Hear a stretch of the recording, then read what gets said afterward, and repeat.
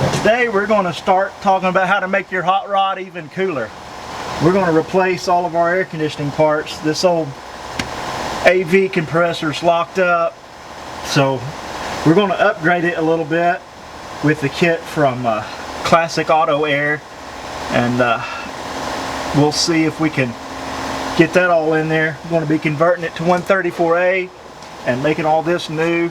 All the rubber lines are going to be replaced, dryer's going to be replaced, compressor's going to be replaced. Going to try to use the stock evaporator and the stock condenser. Hopefully they're not leaking or plugged up or anything. Hopefully they'll be in good shape. So first thing we need to do is rip all this old stuff out of here. This has been loose for who knows how long, so there's no Freon in this, and hopefully it's not so full of rust and everything in that it's got in the evaporator and condenser and all. But we'll rip it all off of there and see what kind of shape that stuff's in. I'll show you what we got to put back on here. We'll do a little bit of an unboxing for you. So this is the kit we bought from Classic Auto Air.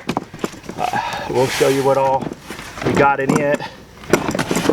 Got all these hoses. They come with one end already crimped on them, and the other end you got to crimp yourself. So we got a crimping tool. Give that a shot. See if we can't install a leak on it while we're at it. There's all the rubber hoses there. We're going to be upgrading it to this style compressor here. So this is a Sanden style compressor. It's supposed to be better, more horsepower and all that good stuff, and better MPH. Who knows? Just turn your air conditioner off if you're caring about all that. And all y'all people up north laughing at us. We're down here in Texas. It's fixing to be 100, 110 degree weather down here, so I want an air conditioner. I don't have to have it. I could live without it, but I plan on driving this car a lot in the summertime. And the air conditioner is going to be awful nice, so we're going to try to get this put on there. Have to change the brackets. One of these boxes should have brackets in it. I'm going to move this out the way. So this is our brackets here. 1970 and later A engines with power steering, which is what we got. Lots of little spacers and brackets and nuts and bolts and all of that. Let's see what's all in this box. Just filter dryer, thermostat. I'm not sure what all of this is. The fittings for the ends there. One thing I'm not seeing, that they didn't send anything as far as instructions. They don't have any pictures of these brackets or anything.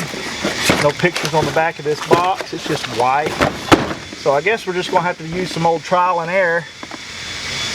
I know you can look it up on the internet and probably find pictures and stuff. Well, here's some instructions in behind this, maybe. Show us some on these brackets. Open this up. Yeah, here's some for the brackets. But anyways, there ain't nothing like good trial and error to figure stuff out. These instructions will help probably figure that out. That's the hardest part. The rest of it should just kind of bolt on there the same way. So we'll find out. Well, let's get all the other stuff, the old stuff off, and get to putting this new stuff in its place. And we're going to have to fix some other stuff, probably the wiring for this. This car is rusty and old and rat infested. So it had rats chew up all the wires and vacuum lines, and I've fixed a bunch of that stuff already, but we probably got some more to do. So let's get into this, hopefully before it starts raining. If it starts raining, this may have to be continued, but we'll see.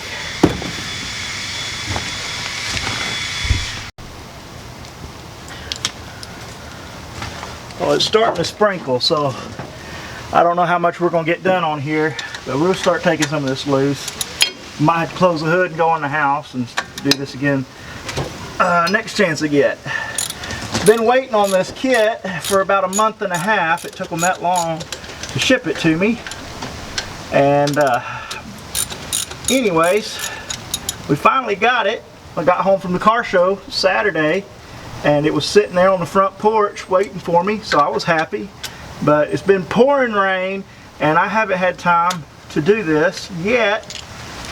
And of course, I come out here to get started, and I don't know if you can hear it or not, but it's starting to rain.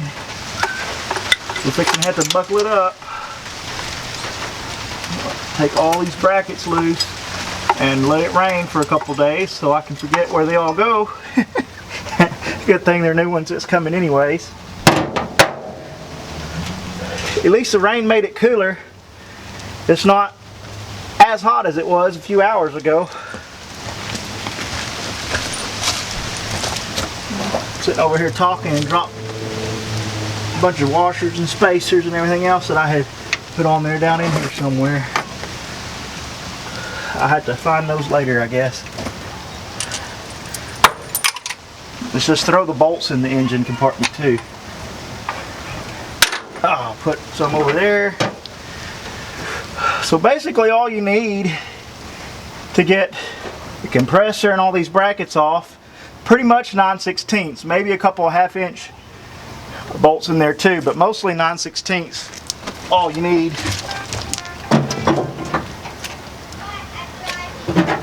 And we'll see what we can do here. Start getting this. There's the 1/2" I was talking about on the alternator. We're fixing to just call it quits for tonight. It's raining too much.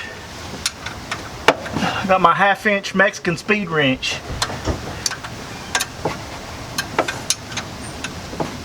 It's a very quick.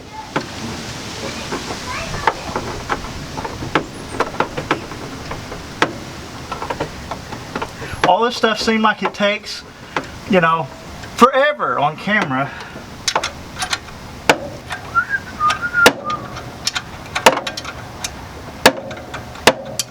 I'd get my tools more organized. I have a better tool for this, but I'm too lazy to go look for it.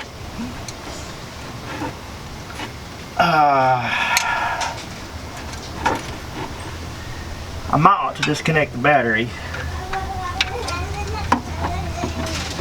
Would probably be a good idea.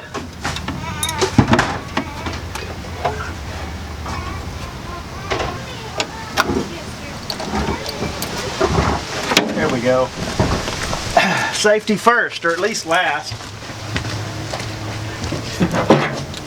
Safety sometimes, that's what we'll say. Sometimes it's first, sometimes it's last, sometimes it doesn't happen at all.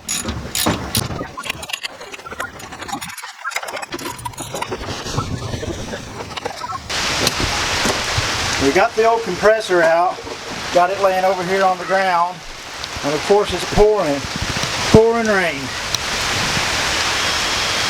So I'm going to throw all my tools up, put something in these holes to try to keep moisture out of the AC stuff. Probably not the smartest thing to try to do this in the rain. To be continued. A few moments later. I got all the old stuff out, been in the process of putting this new stuff in there, but there's a little bit of a goof up on that kit I ordered from Classic Auto Air. The fitting that goes right here on the suction side of the evaporator is wrong. They didn't send me the right one. Here's the 3 that they sent me, and here's the 2 that's on the end of the hoses, and they're not right. This one should look different. Right now, the only port they have is this high side, pressure side of the well, this goes over towards the condenser, and that is the only port on this whole system. The one they sent me, pretty sure this fitting is wrong because I'm on their website, and it looks a little different, and I think it's supposed to look a little bit like this. I don't know if you can see this or not. We can get out of the glare here, but get this to focus on that. This is not easy to do, but anyways, you can see kind of the general shape. Let's see. I don't know why that doesn't want to focus, but anyways. So they're supposed to be a little bit of a better shape, and then that blue thing is the port, and that's the connection on the firewall. Missing that fitting, so I have to call them tomorrow. Hopefully they'll just have another one they can send me so I can get this done. As of right now, I have no way of hooking that up, and even if I did, I have no way of charging the system because you can't charge through the high side. You have to charge through the low side. So this won't be getting done tonight. We'll have to see what we can do about getting fittings. It's a little frustrating because I've been waiting a month and a half for this system already, and now we got to wait a few more days, but that's the fun of it all with parts nowadays. We'll see when we get the compressor mounted in here, so at least we get that done. Here's the instructions for how the bracket goes on. It's a very professional, hand-drawn instructions here, but they work. Hopefully all this is right. We're going to try hooking this all up. Hopefully it'll just bolt in place, and then get the compressor ready to go, get all the wiring done, get everything ready to go, so as soon as we get the right fittings, then maybe we can just pop on that one hose, pull a vacuum, and charge the system and get some cold air in this car. It'll be great if that's all I can do. If they've discontinued that one fitting, I'm going to be up the creek without a paddle. I hope they have one. I think this is how this goes here. I'm trying to follow the instructions, just using everything hand tight, but I thought I'd show you this trick. Did you know these have a right and a wrong side? Me neither, till some stupid YouTube short came on and showed me the other day. Apparently the nice shiny flat side that doesn't have the ridge on it is supposed to go up so it looks prettier, but we're not going to do that. We're going to put the sharp edges toward the front so you can see how good and clean and crisp cut it is. Oh, that's the right way to do it. We'll do this one the opposite way just to make people angry. Do you have OCD? After many years of building Lego kits, I do believe this is right. This is about as good as Lego instructions. Maybe not quite as good, but almost. You'll see if this fits on the block, but kind of get a video of this so maybe you can kind of see how that is in case you're not used to Lego instructions and you're trying to do the same thing, but this is what it looks like.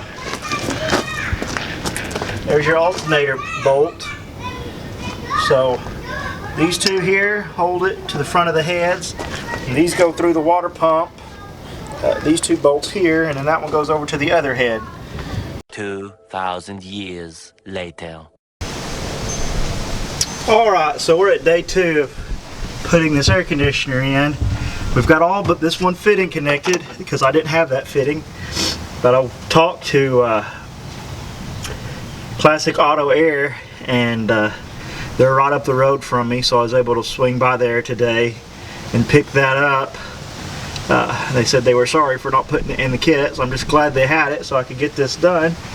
So we're going to go ahead, cut this hose down to the length we need, and get it put in this and crimp this down. I already crimped this one over here, this side. I'm not sure if I like that routing or not. We'll just have to see if it works. It's not a real good way of doing it. This was a hard line that came up here and went over here and came over here, and then there was just a soft line between here and there on the original. And this fitting here is short. There's no hard line that goes back there. So that hose is a lot longer than it used to be. But hopefully it'll work. So I'll kind of go through this showing you how I crimp it. So I kind of want to mark it. I kind of just rub my fingernail right there. You might not can see it. I can see it off camera, but there's a little line there to cut it, and then we'll slide it in there and then take that off carefully so I can kind of keep this all in the right orientation that I want to crimp it in, and we'll stick it in our crimping tool. So this is what I'm using to cut it with, this little tubing cutter. Came with my crimping tool that came off of Amazon. It's not the best, but it works pretty good, so let's get to it. This is the one I'm using to crimp it. It's Quailstein Auto AC hose crimper. So what you do, you just put that around there. There's a pin that locks these two collars together, and you just work this handle, will squeeze it down. So let's do this.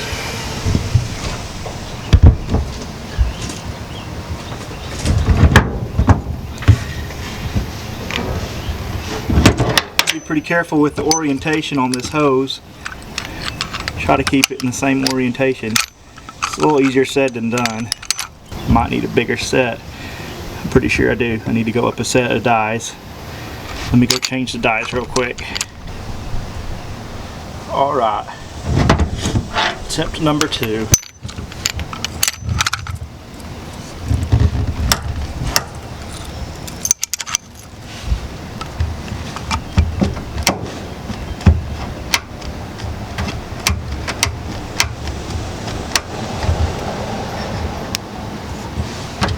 Alright, let's start working it down.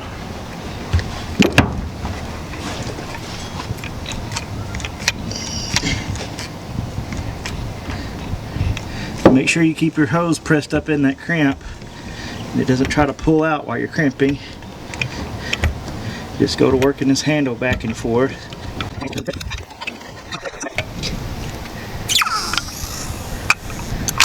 Alright.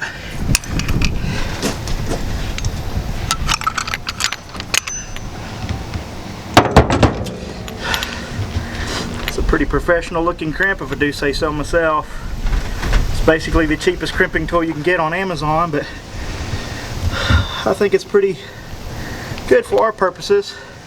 Be sure when you're putting all these fittings in, you put the O-ring on these fittings, or else you'll have some leaks and not be very happy having to take all your fittings loose and put O-rings in them. So I know that seems obvious, but I've skipped over simpler stuff than that before, so friendly reminder. Alright, so we got this all hooked up. This style on Mopars, they use expansion valves, which are supposed to help keep this cooler. What this does, you need to put this right here on the low side fitting and tape that up, get it where it's up against that pipe and measures the temperature right here, and that lets the optimum amount of Freon through this valve, so you have good cooling on your evaporator. They also send it with this cycling thermostat that needs to be hooked up basically in the same spot. What this does is keep your evaporator from freezing up and getting too cold and icing up. So be sure you put that in there. There's no switches on the low side. That's another way some cars just monitor the pressure of the low side Freon, or the suction side of the Freon. They measure that to cycle the compressor on and off. This one uses an actual temperature sensor or thermostat. So let's get that all on there and taped up to that tube, and then we're going to pull a vacuum on this and add Freon. I'm going to have to get a longer belt because my belt that was on here was too short. I can't get it on and wrapped around all the fittings, so got to go get a longer belt. So we'll do that while this thing's pulling a vac. Alright, we're going to pull a vacuum on this with the cheapest AC vacuum pump you can buy. I think this is a really good deal. It's like $100 for the gauges and the vacuum pump. We'll see if it works or not. It's a pretty cool kit. It's got all your adapters in it. You could even use this on your home AC units if you want to check Freon or whatever you need to do on that. But we're going to hook this up to a car today, pull a vacuum on this car. What you want to do, you want to hook up, blue is your low side fitting. It's the smaller of the two connectors. If you don't have a blue cap, this will be the smallest of your two connectors. The blue goes to that, obviously, and then you could hook up this high side too, just to keep an eye on it. And what you want to do, you want to hook all this up, hook your vacuum pump up, pull it into a vacuum for just a few minutes, few moments. Just watch your gauges and watch it pull to a vacuum. Then shut your gauges off. You want to obviously open them so it'll pull vacuum. Shut your gauges off, watch it for a few minutes and make sure it maintains vacuum. If it maintains vacuum, that's great. That means you have no leaks and you're good to go. So turn your vacuum pump back on and let it run for 30-45 minutes at least. pull all the moisture out of your Freon lines and your condenser and all. It's probably going to be a really good thing to do with this since it's been open for years and years and years. So let's get started on this. You can see on our gauges it's starting to pull into a vacuum. So let's shut these off. We'll turn our pump off. We'll just watch that for a few minutes. Make sure that doesn't go away. I don't hear any hissing. You can listen around on your fittings, make sure you don't hear any air hissing anywhere, which I don't hear anywhere, so it should be good to go. But we'll watch this for a few minutes, make sure it doesn't climb. So far it's maintaining its vacuum. So let's watch it, see what happens. A few moments later. It's been about 10 minutes or so, and we're still holding a vacuum. So I'm gonna go ahead, turn the vacuum back on, and I'm just gonna open up both sides of this. Some people say you should just do through high or low. Well, I just open up both sides. And that should pull a good vacuum, get all the moisture and contaminants out of the Freon lines. I've got to go to the store, get a belt for the compressor. Still got to wire this compressor in, and then we'll go to charging it, and hopefully we'll have some cold air blowing out of this old 50-year-old car. Alright, so we got a running air conditioner. We have success. I didn't get any footage of me charging it, but I'll kind of go through it. You want to charge through the low side, and the best way to charge is by weight. So there'll be a tag on your unit somewhere on your air conditioner, usually if it's got one, or look it up online. This one has a tag on the top of the old compressor that says it uses 2 pounds, 14 ounces. And usually when you convert to 134A, you use a little bit less Freon. So I would just put 3 cans of Freon, 12-ounce cans apiece, or whatever that is. And that seems to be doing good. It's really cold on the inside. And if you can see, we got water coming out of the drain for the evaporator, so it's running good. This is cold, this is very hot, can't even touch it. It's very hot today, it's like 90 degrees, 80% humidity. So I'm just letting it sit here idle and run, make sure it's not going to get too hot. I don't have a fan shroud, it's about a clutch fan, so I'm just hoping this pulls enough air to keep everything cool while we're in stop and go traffic or idling or whatever. I'm going to let it sit here and idle and just watch it for a while. But that's how you get a good running AC. I hope this helps somebody. If you have any questions, I can do my best to answer them in the comment section. I've done a lot of AC work on older cars. It's not as complicated as some people make it out to be. So I think you can do it yourself if you'd like to. Give it a shot. And I hope this video helps somebody. It's pretty simple, pretty straightforward. Y'all have a great day. It's blowing out super cold air, and this temperature gauge isn't going over about halfway. So I think we're good. It's been running 20 minutes or so, and that air is cold. It feels so good. I'm sure it'll feel even better driving down the road.